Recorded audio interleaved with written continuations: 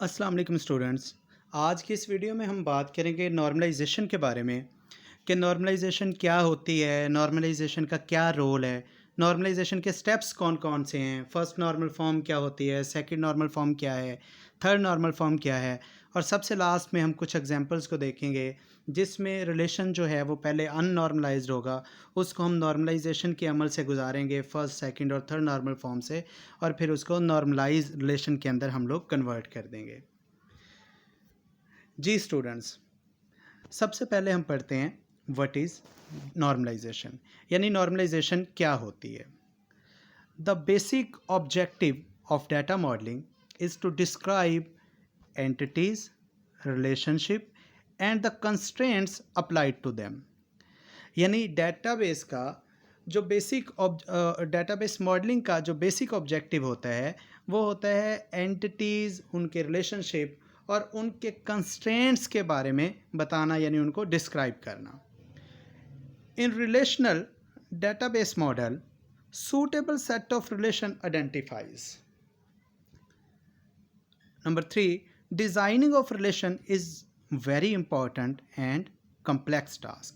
यानी जो रिलेशंस की डिज़ाइनिंग होती है वो बहुत इंपॉर्टेंट होती है और ये कम्प्लेक्स टास्क भी है। The next one, normalization is use to improve the logical design of database. यानी नॉर्मलाइजेशन किस लिए इस्तेमाल की जाती है, ये यहाँ पे बड़ी इंपॉर्टेंट बात है। ये किस लिए इस्तेमाल करते हैं, ये लॉजिकल डिज़ाइन को इम्प्रूव करने के लिए की जाती है। यानी ऐसे कह लें कि जो डेटाबेस होती है इसका बड़ा की रोल होता है, यानी ये बहुत इंपॉर्टेंट होती है। इसके बगैर डेटाबेस का डिज़ाइन जो है, जो लॉजिकल डिज़ाइन है, कॉन्सेप्चुअल डिज़ाइन है, वो कॉन्सेप्चुअल स्कीमा जो होता है वो फॉल्टी होता है। यानी इसके बगैर आप कह लें कि डाटा जो है वो नॉर्मलाइज नहीं होता, उसके अंदर मुख्तलिफ़ किस्म के एरर्स मौजूद होते हैं या अनोमलीज़ मौजूद होते हैं। तो हम उसको नॉर्मलाइजेशन के अमल से गुजारते हैं ताकि उसमें से जो अनोमलीज़ हैं, जो उसमें एरर हैं, उसको हम रिमूव कर सकें। जी, अब इसकी डेफिनेशन प्रॉपर पढ़ते हैं। डेफिनेशन क्या है इसकी? डेफिनेशन में the process of converting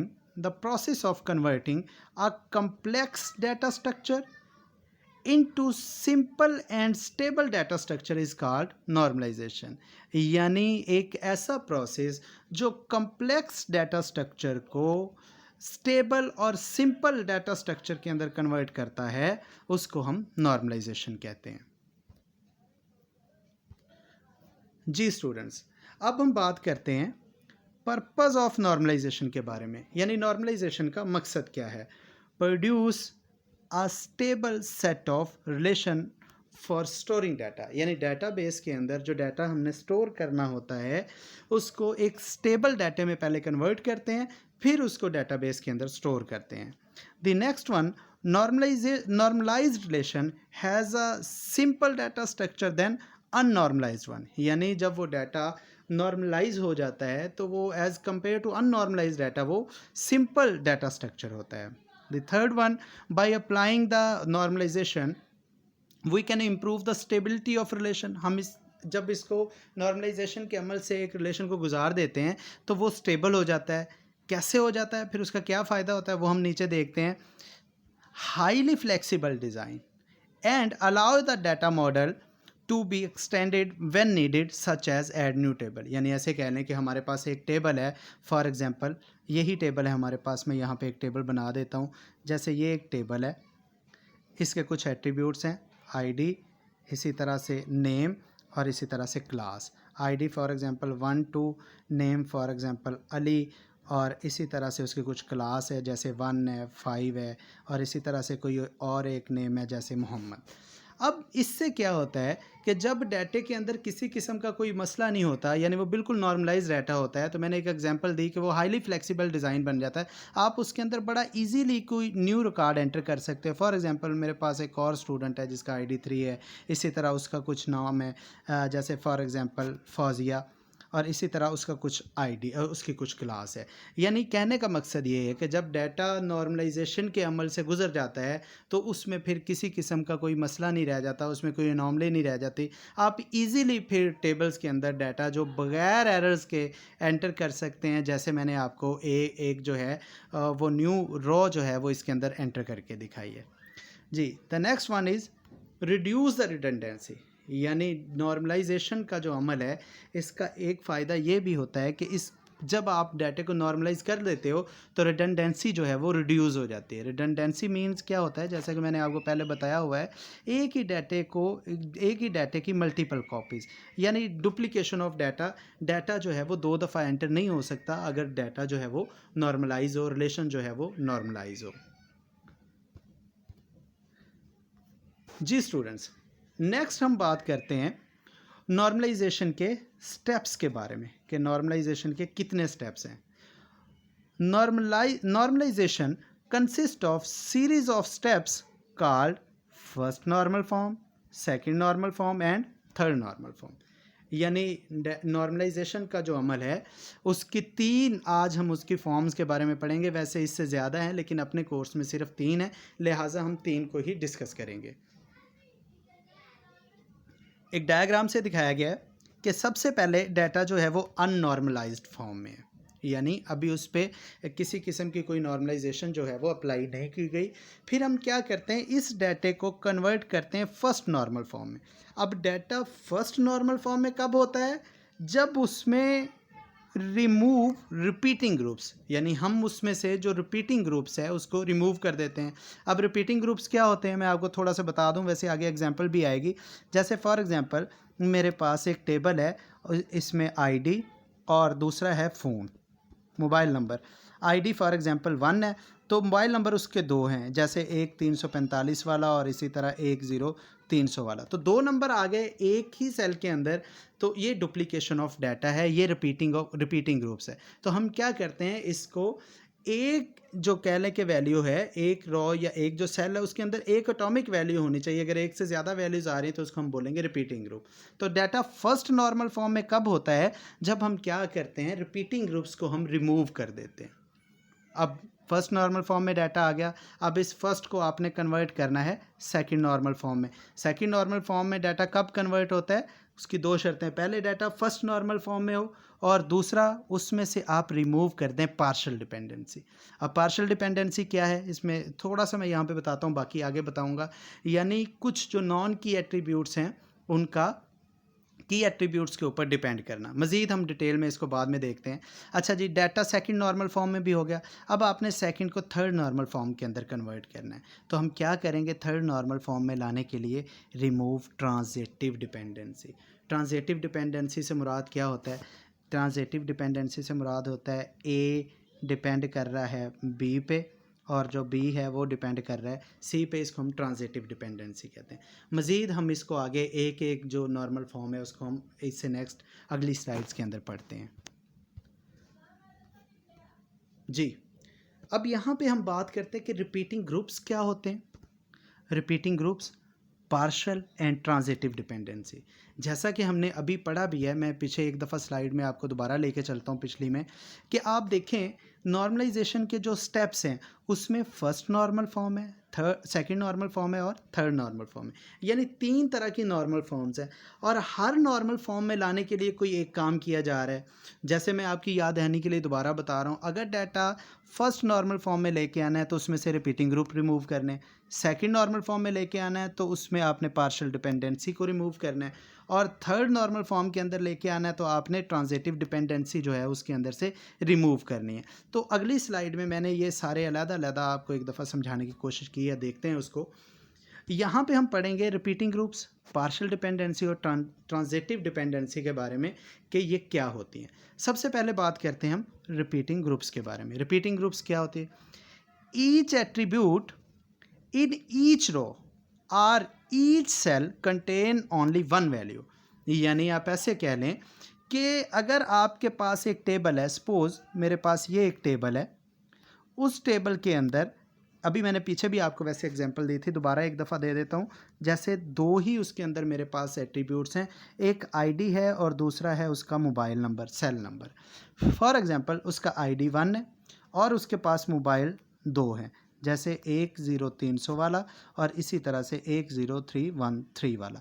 तो ये 2 मोबाइल आ गए। अब रिपीटिंग ग्रुप से मुराद क्या है कि एक सेल के अंदर 2 वैल्यूज़ का आ जाना, इसको हम कहते हैं रिपीटिंग ग्रुप। तो रिपीटिंग ग्रुप को हम किसके अंदर रिमूव करते हैं? फर्स्ट नॉर्मल फॉर्म के अंदर। ये बाद में हम आगे इसके बारे में बात करेंगे। फिलहाल यहाँ पे मैं आपको ये बताने की कोशिश कर रहा हूँ कि रिपीटिंग ग्रुप्स होते क्या हैं। जी, नेक्स्ट हम लोग पढ़ते हैं पार्शियल डिपेंडेंसी के बारे में। पार्शियल डिपेंडेंसी क्या होती है? One or more non key attributes are functionally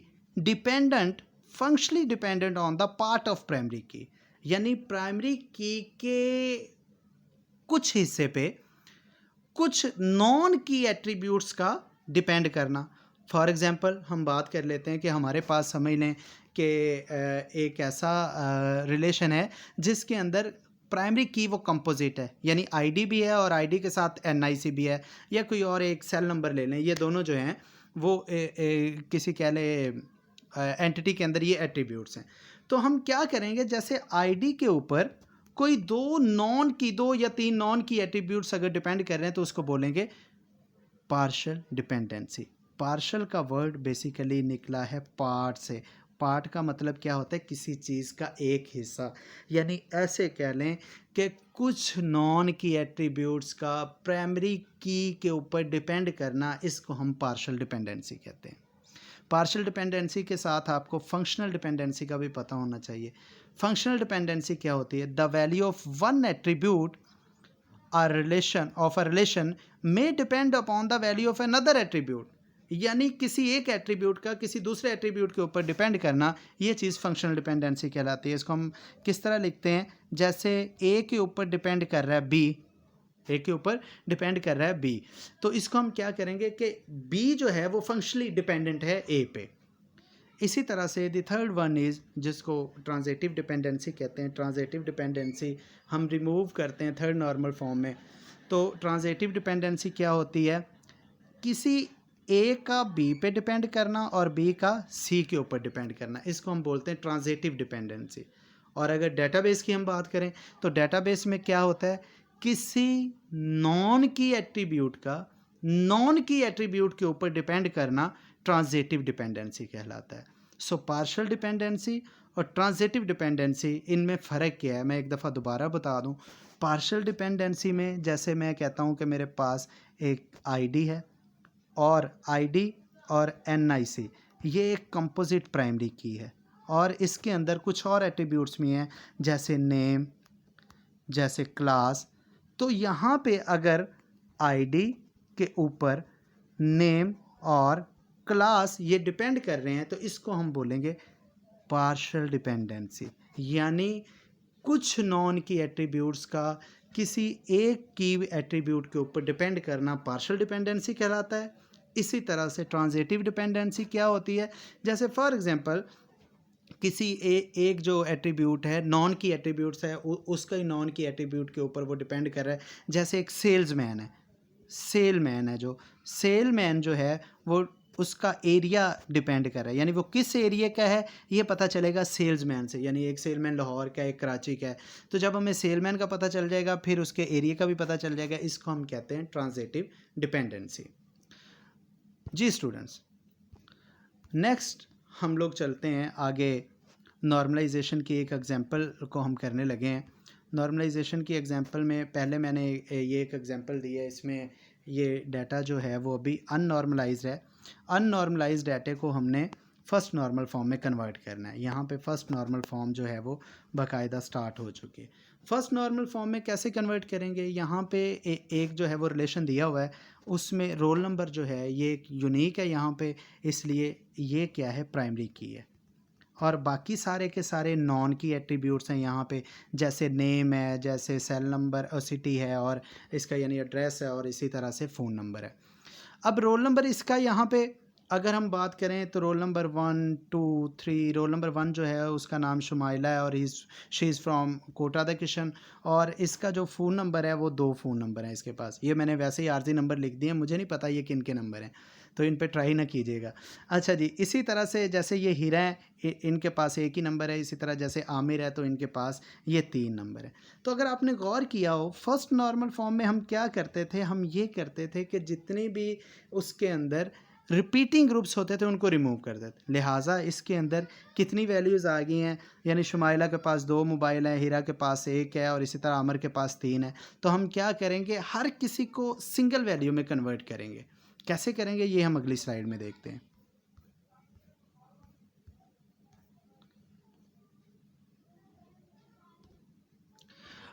ji students, इसके अंदर हम बात करेंगे, यानी अभी पिछला जो है जिसके अंदर हमने पढ़ा है वहाँ पे बात हो रही थी रिपीटिंग ग्रुप्स के बारे में, कि इसके अंदर ये वाले जो है ये रिपीटिंग ग्रुप्स हैं, यानी बार बार एक ही जो सेल नंबर है एक सेल के अंदर जो है वो 2 दफ़ा आ रहा है, 3 दफ़ा आ रहा है, तो ये रिपीटिंग ग्रुप्स हैं। जी, नेक्स्ट अभी हम बात करते हैं, यहाँ पे हम बात करेंगे पार्शियल डिपेंडेंसी के बारे में। ये बेसिकली उनकी एग्जांपल्स हैं। पार्शियल डिपेंडेंसी क्या होती है? पार्शियल डिपेंडेंसी से मुराद ये है कि मैंने पहले भी बताया कि कुछ जो नॉन की एट्रीब्यूट्स हैं उनका की एट्रीब्यूट्स के ऊपर, यानी फॉर एग्जांपल कुछ ये की एट्रीब्यूट्स हैं और इनका नॉन की एट्रीब्यूट्स जो हैं उनका की एट्रीब्यूट पे डिपेंड करना, ये चीज़ क्या कहलाती है? ये कहलाती है पार्शियल डिपेंडेंसी। तो बेसिकली यहाँ पे हम एग्जांपल की मदद से समझ रहे हैं कि पार्शियल डिपेंडेंसी क्या होती है। यहाँ पे अगर हम गौर करें तो आईडी है, नेम है, इस रिलेशन के अंदर डिपार्टमेंट है, सैलरी है, कोर्स है और डेट ऑफ कंप्लीशन है। अब यहाँ पे एक बात कि जो प्राइमरी की है वो कौन कौन सी, अगर आप गौर फरमाएं तो इसमें आईडी और आईडी के साथ जो कोर्स है, ये दोनों क्या हैं, यहाँ पे प्राइमरी की हैं। अब यहाँ पे पार्शियल डिपेंडेंसी किस तरह से आ रही है सामने, कि जो आईडी है हमारा, नेम, डिपार्टमेंट और सैलरी, इस पे डिपेंड करें। यानी अगर हमारे पास आईडी आ जाए तो हमें पता लग सकता है कि इसका नेम क्या है, डिपार्टमेंट क्या है और सैलरी क्या है। और इसी तरह से जो कोर्स है, कोर्स डेट ऑफ कंप्लीटेड है, वो किससे पता चल सकती है? कोर्स से। तो कुछ जो नॉन की एट्रीब्यूट्स हैं जैसे नेम है, सैलरी है, ये वाले डिपेंड कर रहे हैं किसके ऊपर? आईडी के ऊपर। और कुछ नॉन की एट्रीब्यूट्स, ये दूसरा जो प्राइमरी की का दूसरा पार्ट है जिसको हम कोर्स कह रहे हैं, ये उस पर डिपेंड कर रहा है। यानी कुछ नॉन की एट्रीब्यूट्स का प्राइमरी की के किसी एक पार्ट पे डिपेंड करना, इसको हम बोलते हैं पार्शियल डिपेंडेंसी। अगली स्लाइड के अंदर हम बात करते हैं ट्रांजिटिव डिपेंडेंसी के बारे में। अगली स्लाइड में हम बात कर रहे हैं ट्रांजिटिव डिपेंडेंसी के बारे में।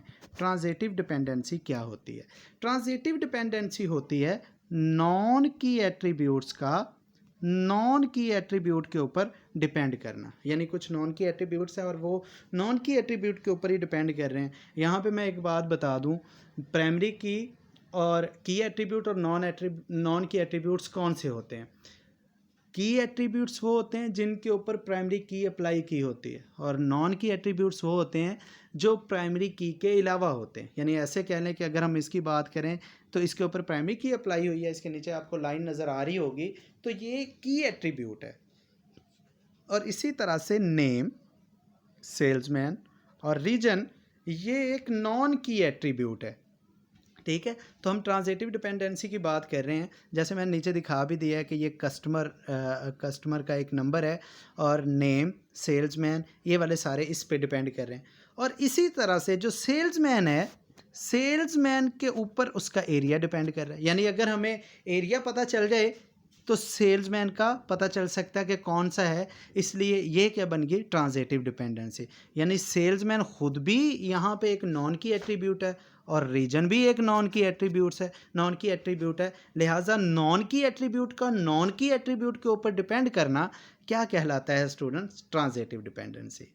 तो स्टूडेंट्स, अभी पीछे वाली तीनों स्लाइड्स के अंदर हमने बात की कि रिपीटिंग ग्रुप्स क्या होते हैं, पार्शियल डिपेंडेंसी क्या होती है और ट्रांजिटिव डिपेंडेंसी क्या होती है। मैं जल्दी से तीनों के बारे में एक दफ़ा दोबारा बता दूं कि रिपीटिंग ग्रुप से मुराद होता है एक सेल के अंदर मल्टीपल वैल्यूज़, एक से ज़्यादा वैल्यूज़। ठीक है, इसको रिपीटिंग ग्रुप कहते हैं। पार्शियल डिपेंडेंसी होती है नॉन की एट्रीब्यूट का नॉन की एट्रीब्यूट के ऊपर डिपेंड करना। पार्शियल डिपेंडेंसी होती है पार्शियल डिपेंडेंसी होती है नॉन की एट्रीब्यूट का प्राइमरी की के किसी पार्ट के ऊपर डिपेंड करना, नॉन की का। जैसे यहाँ पे रीजन, सेल्समैन और सारे मिलके ये वाले तीनों किस पे डिपेंड कर रहे हैं, इसके ऊपर। इसी तरह से ट्रांजिटिव डिपेंडेंसी क्या होती है, ट्रांजिटिव होती है नॉन की एट्रीब्यूट का नॉन की एट्रीब्यूट के ऊपर डिपेंड करना। जैसे सेल्समैन के ऊपर यहाँ पे डिपेंड कर रहा है उसका एरिया। जी स्टूडेंट्स, इससे आगे हम बात करते हैं फर्स्ट नॉर्मल फॉर्म के बारे में, कि जो डाटा फर्स्ट नॉर्मल फॉर्म में है या नहीं है उसको हम बाकायदा चेक करते हैं। अभी हमारे पास एक एग्जांपल है, ये आपको नज़र आ रही होगी। जैसे यहाँ पे ये वाला एक टेबल है, रिलेशन है, और यहाँ पे ये इसमें प्राइमरी की है, रोल नंबर, नेम, सिटी और फ़ोन। ये क्या हैं, इसके 3 नॉट की एट्रीब्यूट्स हैं। तो हम एक एक को देखते हैं। क्या इसके अंदर डुप्लीकेशन है, रिपीटिंग ग्रुप है? नहीं है। क्या इसके अंदर है नेम में? नहीं है, नेम एक दफ़ा ही आ रहा है। क्या इसके अंदर है? नहीं है। लेकिन अगर आप फ़ोन नंबर्स पे गौर करें तो आपको नज़र आ रहा होगा यहाँ पे जो शुमाइला है उसके 2 मोबाइल नंबर हैं, हीरा का 1 मोबाइल नंबर है, इसी तरह से आमिर के पास 3 नंबर हैं। तो हम क्या करते हैं, इस डाटे को पकड़ के नॉर्मलाइज्ड फॉर्म में कन्वर्ट करते हैं, यानी एक सेल के अंदर एक ही मोबाइल नंबर लिखते हैं। तो हमने क्या किया, 1 रोल नंबर 1, उसका नेम, उसका सिटी और पहला मोबाइल नंबर। इसी तरह से फिर दोबारा रोल नंबर 1, उसका नेम, सिटी और उसका दूसरा रोल नंबर। इसी तरह से ये कंप्लीट हो गया। अब बात हो रही है यहाँ पे दूसरे की। 2 पे हीरा था, हीरा कराची में, और इसी तरह से उसका एक ही मोबाइल नंबर। इसी तरह से आगे क्या है, आमिर है। आमिर के कितने मोबाइल नंबर है? 3 है। तो सो हमने तीनों अलग-अलग करी। सो यहाँ पे फर्स्ट के अंदर हमने क्या किया, बेसिकली यहाँ पे हमने काम ये किया कि हमने रिमूव किया है किसको, रिपीटिंग ग्रुप को। क्या किया है जी, रिपीटिंग ग्रुप को रिमूव कर दिया है। यानी जो वैल्यूज़ एक से ज़्यादा दफ़ा आ रही थी उनको हमने रिमूव करके उसको सिंगल वैल्यूज़ के अंदर, एटॉमिक वैल्यूज़ के अंदर हमने कन्वर्ट कर दिया। ये हो गई फर्स्ट नॉर्मल फॉर्म। जी स्टूडेंट्स, अगली स्लाइड में हम बात करते हैं सेकंड नॉर्मल फॉर्म के बारे में, कि सेकंड नॉर्मल फॉर्म क्या होती है। ये हमारे पास एक रिलेशन है, उस रिलेशन के अंदर कुछ एट्रीब्यूट्स हैं, जैसे ID, name, department, salary, course और डेट ऑफ कंप्लीशन, यानी कोर्स के मुकम्मल होने की डेट। अब आप गौर फरमाएं और अपने जहन में एक बात ज़रूर रखें कि सेकंड नॉर्मल फॉर्म के अंदर हम क्या करते हैं, रिमूव करते हैं। किस चीज़ को रिमूव करते हैं, पार्शियल डिपेंडेंसी को। किसको रिमूव करते हैं, पार्शियल डिपेंडेंसी को। सो अगर देखें तो ये आईडी है, आईडी के बाद नेम है, डिपार्टमेंट है और सैलरी। ये तीनों किस पे डिपेंड कर रहे हैं, आईडी पे। ये तीनों किस पे डिपेंड कर रहे हैं, आईडी पे। और इसी तरह से जो कोर्स है इसके ऊपर डिपेंड कर रही है डेट ऑफ कंप्लीशन, यानी हर जो कोर्स है वो किसी ख़ास डेट पे कंप्लीट होता है। तो हम क्या करते हैं, सेकंड नॉर्मल फॉर्म के अंदर हम एक टेबल को 2 टेबल्स के अंदर कन्वर्ट कर देते हैं। यानी इस टेबल को हम स्प्लिट कर देते हैं, डिवाइड कर देते हैं 2 टेबल्स के अंदर। यानी जो कुछ, यानी इसके अंदर पहली बात तो ये समझे कि प्राइमरी की है कितनी, एक आईडी है और इसी तरह से एक कोर्स है। तो इसका मतलब है कि ये 2 पार्ट बन गए। अब कुछ एट्रीब्यूट्स एक हिस्से पे डिपेंड कर रहे हैं, जैसे ये वाले तीनों चारों जो एट्रीब्यूट्स हैं ये किस पे डिपेंड कर रहे हैं। अगर मैं बात करूं, एक प्राइमरी की ये है और ये वाले कुछ एट्रीब्यूट्स जो हैं ये डिपेंड कर रहे हैं किस पे, आईडी पे। इसी तरह से ये वाला जो एट्रीब्यूट है, ये दूसरा प्राइमरी की का जो पार्ट है कोर्स, ये उस पर डिपेंड कर रहा है। तो हम क्या कर लेते हैं, इन दोनों के 2 टेबल बना लेते हैं। जैसा कि मैंने इसको ही कन्वर्ट किया आगे यहाँ पे, इसमें क्या किया, ये आईडी ऐसे ही आ गया, नेम ऐसे ही आ गया, इसी तरह डिपार्टमेंट भी ऐसे ही आ गया और इसकी सैलरी आ गई। यानी जो इस पे डिपेंड कर रहे थे आईडी के ऊपर, उनको हमने क्या कर लिया, एक टेबल बना लिया। और जो उस पे डिपेंड कर रहे हैं, जैसे ये कोर्स है, उनका हमने डेट कंप्लीशन के साथ एक अलग टेबल बना लिया। इससे क्या हुआ कि अब एक टेबल के अंदर एक ही प्राइमरी की आ रही है, मल्टीपल टाइम नहीं आ रही। जो इस पे डिपेंड कर रहे थे इस वाली आईडी पे, उन एट्रीब्यूट्स को इसके साथ रख दिया, और जो इस पे डिपेंड कर रहे थे एट्रीब्यूट्स वो यहाँ पे एक ही है चूँकि, लिहाजा हमने उसको इसके साथ लगा के अलहदा से एक जो है वो टेबल बना दी है। जी स्टूडेंट, तो सेकंड नॉर्मल फॉर्म में बेसिकली हमने किया क्या है, हमने ये किया है कि हमने जो डिपेंडेंसी थी ये कुछ इनके दरमियान थी और पार्शियल डिपेंडेंसी दूसरे इनके दरमियान थी, इनको हमने अलग अलग करके यहाँ पे हमने रिमूव कर दिया पार्शियल डिपेंडेंसी को, और हमारे पास दो टेबल्स आ चुके हैं।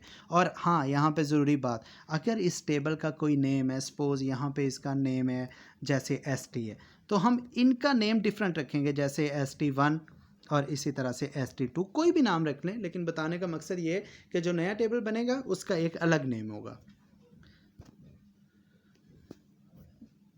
जी स्टूडेंट्स, आगे हम बात करते हैं जनाब थर्ड नॉर्मल फॉर्म के बारे में, कि थर्ड नॉर्मल फॉर्म 3NF क्या होती है।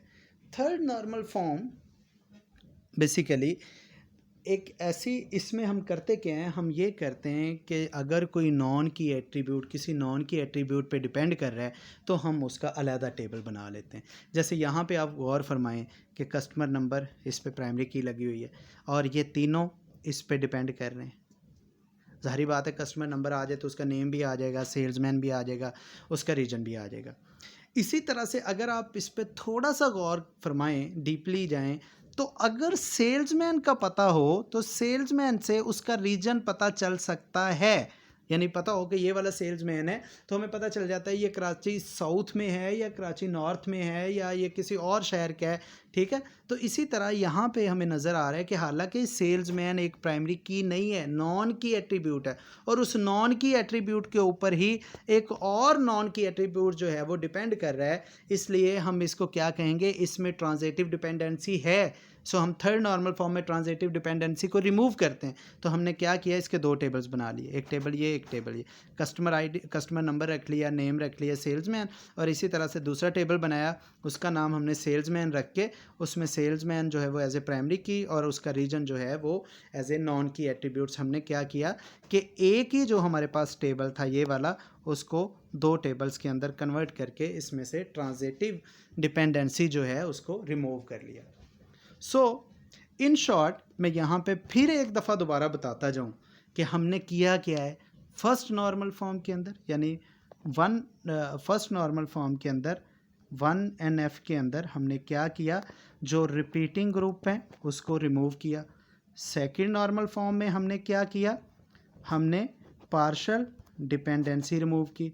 थर्ड नॉर्मल फॉर्म के अंदर हमने क्या किया, हमने ट्रांजिटिव डिपेंडेंसी को रिमूव किया। अब इसी को ही आगे चलते हैं और इसको एक एग्जांपल की मदद से समझते हैं कि अगर हमें वो कुछ डाटा दे देता है, एक रिलेशन दे देता है और ये कहता है कि इसको नॉर्मलाइज़ करें, तो वो किस तरह करना है। मोस्टली आपको इस तरह का एग्ज़ाम में एक क्वेश्चन दिया जाता है और कहा जाता है कि ये आपके पास डाटा है तो आपने इसको नॉर्मलाइज़ करना है। और आज हमने भी जितना ये सारा लेक्चर लिया है वो इसीलिए लिया कि अगर आपके पास कोई नॉर्मलाइज डाटा हो तो आपने उसको नॉर्मलाइज, अननॉर्मलाइज डाटा है तो उसको नॉर्मलाइज डाटे में कैसे कन्वर्ट करना है। जी, यहाँ पे एक टेबल दिया हुआ है हमारे पास, पेशेंट नाम का ये टेबल है। उसमें बिल्कुल उसने ये नहीं आपको बताएगा इसमें प्राइमरी की क्या है, इसमें नॉन की एट्रीब्यूट्स कौन से, की एट्रीब्यूट्स कौन से हैं। ये आपने खुद से टेबल्स के जो एट्रीब्यूट्स हैं उनको देख के आपने खुद से हिसाब लगाना, और ये आपकी अपनी स्ट्रगल है, मेहनत है कि आप जो है जब बार बार एग्जांपल्स करेंगे तो आपको आइडिया हो जाएगा कि किसको आपने प्राइमरी की बनाना है। तो यहाँ पे अगर हम देखें कि एक डाटा है हमारे पास, पहले देखते हैं कि फ़र्स्ट नॉर्मल फॉर्म में वो है या नहीं है। मे बी जो कुछ वो आपको डाटा दे वो पहले से ही फ़र्स्ट नॉर्मल फॉर्म में हो, मे बी ना भी हो। अब देखें जैसे मेरे पास पेशेंट आईडी है, हम एक साइड से शुरू करते हैं तो पेशेंट आईडी हमेशा यूनिक होती है। तो हमने क्या किया, पेशेंट आईडी और जो विज़िट डेट है, हर पेशेंट आईडी की अपनी विज़िट डेट होगी, इन दोनों को मिला के हमने क्या बना लिया, एक प्राइमरी की बना ली। यानी ये जो हमारी फिर की एट्रीब्यूट्स बने वो दो बन गए। यानी इसको जब दो एट्रीब्यूट्स मिलकर प्राइमरी की बनाते हैं तो उसको बोलते हैं कंपोजिट प्राइमरी की। तो ये हमारी कंपोजिट प्राइमरी की बन गई, ठीक है। इसमें क्या है, एक पेशेंट है और एक दूसरी विजिट डेट है। अब ज़रा गौर फरमाएं कि पेशेंट आईडी में single values, single values, single values, यहाँ पे क्या आ रहा है, ये देखें जी, डुप्लीकेशन आ रही है, एक से ज़्यादा दफ़ा डाटा आ रहा है, यहाँ पे भी डुप्लीकेशन है, रिपीटिंग ग्रुप्स यहाँ पे मौजूद हैं। सो हम क्या करते हैं, इसके ऊपर फर्स्ट नॉर्मल फॉर्म जो है वो अप्लाई कर देते हैं। यानी इसमें पहले हमें कंफर्म हो गया कि इसमें रिपीटिंग ग्रुप्स हैं, हम इसको रिमूव करते हैं। अभी इन रिपीटिंग ग्रुप्स को ख़त्म करने का क्या तरीका है कि इसको हम सिंगल वैल्यूज़ के अंदर कन्वर्ट करेंगे। जी अगली स्लाइड देखें। हमने उसी डाटे को पकड़ के क्या किया कि जो विजिट डेट थी सबकी अलग अलग जो है वो, ये डाटा तो पहले ही नॉर्मलाइज था, विजिट डेट, डॉक्टर का नेम और ये उनका जो डायग्नोसिस हुआ और ट्रीटमेंट वगैरह सबको हमने क्या कर दिया, अलग-अलग सिंगल वैल्यू के अंदर, सिंगल सेल के अंदर हमने उनको स्टोर करवा दिया। सो हमारा डाटा अब फर्स्ट नॉर्मल फॉर्म में, हमारा रिलेशन जो है वो आ चुका है। अब इसमें किसी किस्म का मसला नहीं है। फर्स्ट नॉर्मल फॉर्म के लिहाज से ये कंप्लीट है, यानी आपने डाटे को पकड़ा, सिंपली बड़ा आसान है, उसको पकड़ के आपने जनाब किस में कन्वर्ट कर दिया है, आपने उसको सिंगल वैल्यू हर सेल को असाइन कर दी और आपका डाटा फर्स्ट नॉर्मल फॉर्म के अंदर कन्वर्ट हो चुका है। अभी इससे आगे चलते हैं, इसी टेबल को ही आगे लेके चलना है। जहन में रखना है कि यहाँ पे जनाब हमारे पास ये पेशेंट आईडी और विजिट डेट जो है, ये दोनों हमारे पास क्या हैं, ये एज ए की एट्रीब्यूट्स काम कर रहे हैं। जी अगली स्लाइड पे चलते हैं, देखिएगा ज़रा। अब डाटा आपका फर्स्ट नॉर्मल फॉर्म में तो आ चुका था, पिछली स्लाइड की अगर हम बात करें, लेकिन यहाँ पे एक मसला आ रहा था। अगर आप गौर फरमाएं तो कुछ एट्रीब्यूट्स जैसे कि ये दोनों डिपेंड कर रहे हैं इस पे, और कुछ एट्रीब्यूट्स जो है वो डिपेंड कर रहे हैं आगे क्या लें कि, और पहले इसको बल्कि एक एग्जांपल को ही देखें ताकि आपको पता चले। कुछ एट्रीब्यूट्स क्या हैं, पेशेंट आईडी, नेम, एड्रेस वगैरह, वो डिपेंड कर रहा है पेशेंट आईडी पे, और बाकी जो एट्रीब्यूट्स हैं वो डिपेंड कर रहे हैं किसके ऊपर। यहाँ पे अगर आप देखें कि विजिट डेट के ऊपर फिजिशियन, डायग्नोसिस और ट्रीटमेंट वगैरह जो है वो इसके ऊपर डिपेंड कर रहे हैं। लिहाजा हमने क्या किया, हमने इतना काम किया कि एक टेबल था, उस एक टेबल को हमने दो टेबल्स में इस तरह से, एक टेबल ये बना दिया, एक टेबल ये बना दिया, एक ही टेबल को हमने दो टेबल्स के अंदर कन्वर्ट कर दिया। क्योंकि यहाँ पे प्राइमरी की ये थी, इसकी प्राइमरी की ये है, ये वाले सारे एट्रीब्यूट्स जो हैं वो डिपेंड कर रहे थे इस पे, ये वाले एट्रीब्यूट्स डिपेंड कर रहे थे इस पे। लिहाजा हमने क्या किया, इनके दो टेबल्स अलग अलग बना दिए और डाटे को कन्वर्ट कर दिया सेकंड नॉर्मल फॉर्म के अंदर। तो यहाँ पे अब देखते हैं कि क्या थर्ड नॉर्मल फॉर्म की अभी ज़रूरत है, चेक कर लेते हैं। दोनों टेबल्स को चेक करना है, एक को नहीं। पहले इसको देखते हैं, क्या कोई नॉन की एट्रीब्यूट पे डिपेंड कर रहा है। प्राइमरी की तो अब बात नहीं हो रही, ये दो ही इसमें नॉन की एट्रीब्यूट्स हैं। तो चेक करें, नेम से एड्रेस पता चल सकता है, नहीं। मे बी एड्रेस बहुत सारे लोगों के सेम हो, या मुख्तलिफ जो दो भाई हैं वो उनका एड्रेस सेम हो सकता है। सो ये तो यूनिक नहीं है, इस पे डिपेंड नहीं कर रहा, लिहाजा हम इसको छोड़ देते हैं। दूसरे वाले टेबल पे आ जाते हैं, इस पे। जी यहाँ पे अगर आप देखें, ये दोनों प्राइमरी की हैं।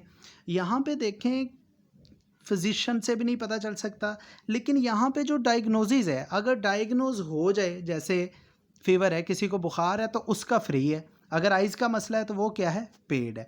यानी यहाँ पे एक नॉन की एट्रीब्यूट है जो जिसका नाम डायग्नोसिस है, और एक ट्रीटमेंट है। ये ट्रीटमेंट डिपेंड कर रहा है डायग्नोसिस पे कि वो फ्री होगा या पेड होगा। लिहाजा हमें ट्रांजिटिव डिपेंडेंसी इसमें मिल गई है। तो हमने क्या करना है, सिंपली इस एक टेबल को दो टेबल्स के अंदर कन्वर्ट कर देना है। अगली स्लाइड में देखते हैं कि कैसे कन्वर्ट करेगा इस वाले टेबल। देखें जी, एक टेबल उसने बना दिया patient ID, visit date, physician और डायग्नोसिस के नाम से। दूसरा डायग्नोसिस और ट्रीटमेंट के नाम से। डायग्नोसिस नाम का एक टेबल बना दिया है कि जैसे ही पता चलेगा कि ये किस तरह की बीमारी है, इसको फिर ये अंदाज़ा होगा कि फ्री होना है या पेड होना है। जी स्टूडेंट्स, हमने क्या किया है, हमने ये किया कि हमारे पास एक डाटा अननॉर्मलाइज्ड फॉर्म में था। यहाँ पे हमने उस अननॉर्मलाइज्ड डाटे को पहले उसमें से ये वाले जो रिपीटिंग ग्रुप्स हैं वो रिमूव किए, फिर उसको देखा कि फ़र्स्ट नॉर्मल फॉर्म में तो आ चुका है, लेकिन कुछ जो एट्रीब्यूट्स हैं जैसे ये हैं, ये डिपेंड कर रहे हैं प्राइमरी की के एक हिस्से पे, और दूसरे ये वाले जो थे ये प्राइमरी की के दूसरे हिस्से पे डिपेंड कर रहे हैं। लिहाजा हमने क्या किया, इस एक टेबल को कन्वर्ट कर दिया दो टेबल्स के अंदर, जैसा कि ये आपको नज़र आ रहा है कि एक टेबल ये है, एक टेबल ये है। फिर हमने देखा कि ये वाला टेबल जो है इसमें कोई भी ऐसा नॉन की एट्रीब्यूट नहीं है जो नॉन की एट्रीब्यूट के ऊपर डिपेंड कर रहा हो। लिहाजा हमने क्या किया, इससे अगले टेबल में गए, इसमें जाके देखा तो इसमें एक एट्रीब्यूट हमें ऐसा मिला कि जिसके ऊपर एक नॉन की एट्रीब्यूट जो है वो डिपेंड कर रहा था, यानी डायग्नोसिस के ऊपर ट्रीटमेंट डिपेंड कर रहा था कि बीमारी के बाद पता चलेगा कि वो फ्री है या पेड है। लिहाजा हमने क्या किया कि इसका भी हल किया है, इसको भी एक टेबल को 2 टेबल्स के अंदर कन्वर्ट कर दिया। सो हमने एक अननॉर्मलाइज्ड डाटे को नॉर्मलाइज्ड डाटे के अंदर कन्वर्ट करके ये डाटा हमारे पास आ गया है, जिसमें किसी किस्म की कोई अनोमली नहीं है, किसी किस्म का कोई एरर नहीं है। जी, नेक्स्ट इसकी एक और एग्जांपल मैंने लिखी है। आपने क्या करना है, इसको देखना है, अच्छी तरह समझना है और इसको सॉल्व करना है। आपको जो है वो इन्हीं 3 स्टेप्स में से गुजारना है। देखिएगा, जैसे मैं थोड़ा सा यहाँ पे बता देता हूँ कि ये वाला डाटा, इसमें डुप्लीकेशन है ही नहीं, सारी सिंगल वैल्यूज़ हैं, तो फर्स्ट नॉर्मल फॉर्म में ये ऑलरेडी कन्वर्ट है। सो ये आपकी ज़िम्मेदारी है जनाब, ये आपने इसको सॉल्व करना है। इसके अलावा 2-3 एग्जांपल्स कम अज़ कम ज़रूर कीजिएगा, और ताकि आपका कॉन्सेप्ट क्लियर हो जाए। जी स्टूडेंट्स, इसको अभी हम सम अप करते हैं। आज हमने क्या पढ़ा, नॉर्मलाइजेशन के बारे में पढ़ा कि नॉर्मलाइजेशन एक कम्प्लेक्स जो रिलेशन होता है उसको सिंप्लेक्स एंड स्टेबल रिलेशन के अंदर कन्वर्ट कर देती है, अनोमलीज को रिमूव करती है। 3 फॉर्म्स हैं, first normal form, second and third. First में रिपीटिंग ग्रुप को रिमूव करना है, सेकंड में पार्शियल डिपेंडेंसी, और थर्ड में ट्रांजिटिव डिपेंडेंसी को रिमूव करना है। बहुत शुक्रिया, अल्लाह हाफिज़।